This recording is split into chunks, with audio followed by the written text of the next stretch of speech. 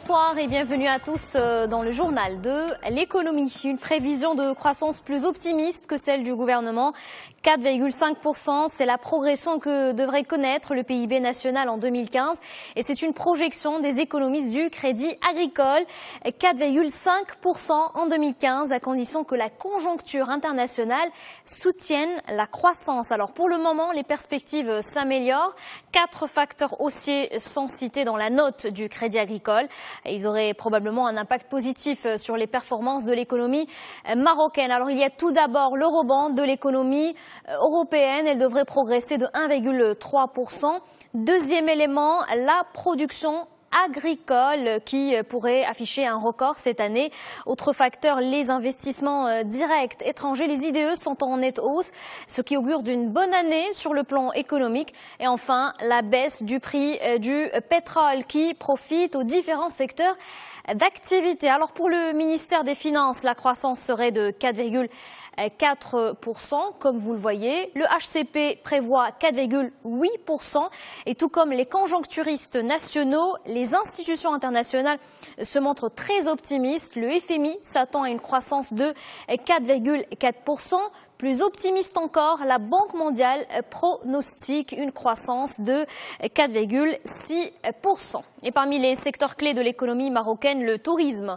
L'activité reprend de plus belle, elle attire toujours les investisseurs. Preuve à l'appui, l'offre hôtelière se renforce de 190 nouveaux établissements touristiques qui ont été construits en 2014. Un chiffre annoncé par le président du directoire de la Société marocaine d'ingénierie. Alors ces hôtels sont répartis sur les différentes stations touristiques du Maroc. 53% sont situés dans les stations balnéaires. Dans l'ensemble, les investissements ont permis de fournir 9 000 lits supplémentaires en 2014. Ils ont atteint un total de 40 000 lits. Rappelons que ces investissements ont été réalisés dans le cadre de la vision 2020. Maroc, toujours la période de la publication des résultats annuels se poursuit. On s'intéresse ce soir au secteur bancaire. Alors l'année 2014 aura finalement été celle de la performance pour le groupe BCP. La Banque centrale populaire vient de rendre public ses résultats annuels et on retient un résultat net part du groupe de plus de 2 milliards de dirhams. La tendance est aussi à la hausse au niveau de l'activité commerciale. Un produit net bancaire de 14,7 milliards de dirhams. Un chiffre en forte progression par rapport à 2013.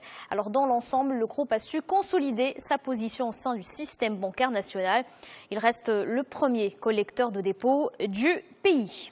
Et avant de passer à l'actualité internationale, un mot de bourse avec les derniers développements de l'affaire Ina Holding. La cotation des titres de capital de la SNEP a repris ce lundi.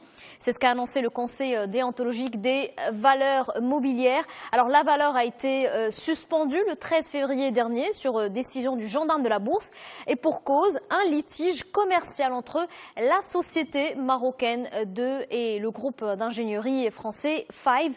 Alors la société mère a exercé un recours devant la Cour de cassation pour arrêter la mise en vente de ses actions dans le capital de la Société nationale d'électrolyse et de pétrochimie. Dans l'actualité internationale, toujours le dossier grec, c'est le retour à la case de départ. Le plan présenté par la Grèce ce lundi au ministre des Finances européen a été jugé loin d'être complet. Alors pour le président de l'Eurogroupe, très peu de progrès ont été faits en 2 semaines. Les réformes proposées par le gouvernement grec vont de la réactivation d'un conseil fiscal indépendant à l'embauche de contrôleurs fiscaux. Le projet met en vente également des licences pour des sociétés de jeux en ligne. Mais l'appréciation de ces réformes va prendre du temps alors que les échéances pressent pour la Grèce.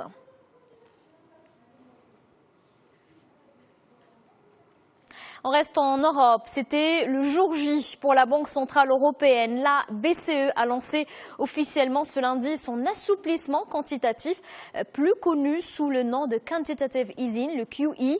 Alors l'institution a commencé à racheter sur les marchés des obligations d'État de 17 pays des 19 pays de la zone euro et ceux d'une maturité de 2 à 30 ans. Alors ce programme est destiné à permettre à la zone euro de se rapprocher de l'objectif d'inflation. Je vous rappelle le principe, il s'agit de racheter jusqu'à 60 milliards d'euros de titres d'État pendant au moins 19 mois. C'est le total d'un 140 milliards d'euros. Mais ce programme ne fait pas l'unanimité en Europe. L'Allemagne est particulièrement critique envers cette opération.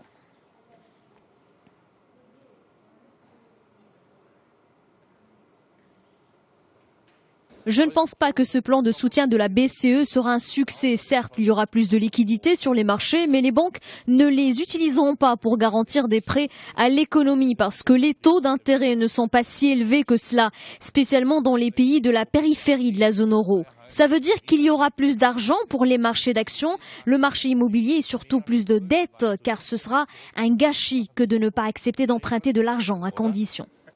Et en ce premier jour du lancement des rachats de dette publique par la Banque centrale européenne, la plupart des marchés ont reculé. Ce lundi, la Bourse de Paris a été dans le rouge. Au terme de la séance, le CAC 40 a enregistré une baisse de 0,55%. L'indice vedette de la Bourse de Madrid a lâché 0,34% et celui de Londres s'est replié de 0,51%. Et les cours de pétrole se sont repliés en fin d'échange européen. Ils sont gênés par les divergences de politique monétaire entre les États-Unis et la zone euro. Le marché est toujours marqué par la surabondance de l'offre, un facteur toujours aussi pesant. Le baril de Brent de la mer du Nord valait 58,8 $. Et avant de refermer ce journal, on prend un peu de hauteur avec Solar Impulse 2, mission réussie pour l'appareil. Il vient de boucler la première étape de son tour du monde à l'énergie solaire avec succès. Il a atterri à Mascate, la capitale de Oman, il y a quelques heures. Il avait décollé ce lundi matin d'Abu Dhabi. Le vol a duré 13 heures sans aucune goutte de carburant. C'est la première escale d'un voyage de quelques 35 000 kilomètres prévus en 12 étapes. Les initiateurs de ce projet cherchent à travers cette expérience à partager leur vision d'un avenir propre avec pour objectif la lutte contre le réchauffement climatique. Voilà donc pour l'actualité économique. Notre édition se termine ici. Très bonne soirée à tous sur notre antenne.